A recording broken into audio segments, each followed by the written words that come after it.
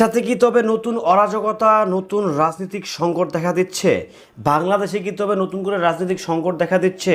জুলাই অভ্যুত্থানে গড়ে ওঠা দল এনসিপি কিন্তু সিলেট জুলাই পদযাত্রায় রীতিমতো তারা দাবি করছে বিএনপি বর্তমান সরকারের কিছু বাহিনী কিংবা কিছু দলের কিছু অঙ্গ সংগঠনের নেতাকর্মী তাদের উপরে হামলা করেছে।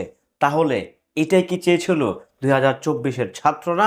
তাহলে কি এটাই চেয়েছিল 2026-এর জনগণ?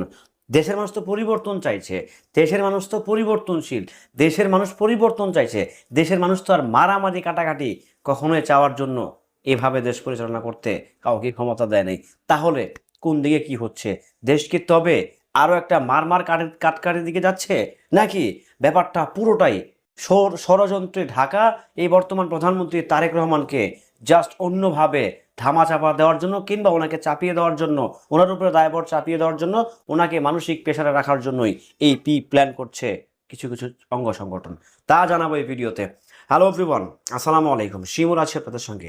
যেই প্রধানমন্ত্রী জনগণের ম্যান্ডেট নিয়ে আসে, আমি তারেক রহমানের কথা বলছি, যেই প্রধানমন্ত্রী বেসিক্যালি হচ্ছে সাধারণ মানুষের কথা ভাবছেন, কিভাবে একটা পরিবার দুমুঠো দুবেলা খেয়ে বেঁচে থাকতে পারবেন সেই চিন্তা ভাবনাগুলো করছেন। ফ্যামিলি কার্ড বলেন, প্রবাসী কার্ড বলেন, বিভিন্ন কার্ড বলেন, এই কার্ডগুলো আসলে আপনার মানে ইত্রামি মনে হচ্ছে না, এগুলো খুব ক্রিটিক্যাল এবং সো এটা খুব উপকৃত কিন্তু এই কার্ডগুলো।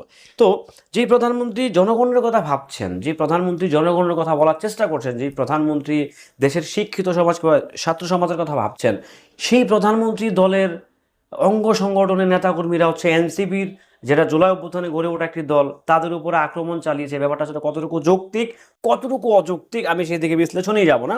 বাট আমার যেটা মনে হয়, এখানে হয়তো বা কিছুটা শুভঙ্করের ফাঁকি থাকলেও পারে। কারণ বর্তমান সরকার কিন্তু তার তার কিন্তু কোনো প্রকারের কোনো কালার তার উপরে রাইট নাও এখনও আসে নাই। তবে আমার যেটা মনে হয়, তার এই সরকার পরিচালনাকে কিংবা তাকে রীতিমতো তার উপর একটা ব্যর্থর একটা কালিমা লেপন করে দেওয়ার জন্য, কিংবা তার উপরে একটা অন্যরকম স্ট্র্যাটেজি থাকে না, বা রাজনীতি পলিসি খুব ভয়ঙ্কর নোংরা পলিসি।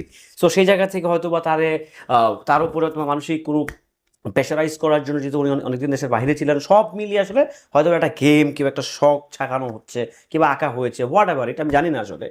সেই জন্য হয়তো বা এনসিপি মাঠে নামছে যে তারা জুলাই পদযাত্রা করবেন।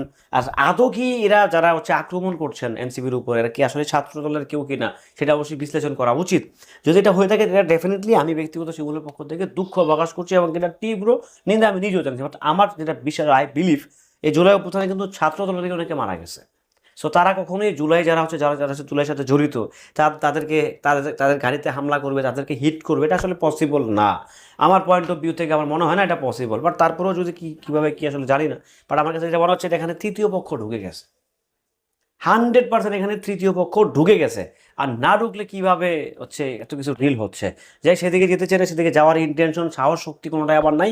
ভালো থাকবেন, সুস্থ থাকবেন। আপনাদের কি মতামত, কি মনে হচ্ছে আপনাদের, সেটা নিঃসন্দেহে কমেন্ট করে জানিয়ে যেতে পারবেন।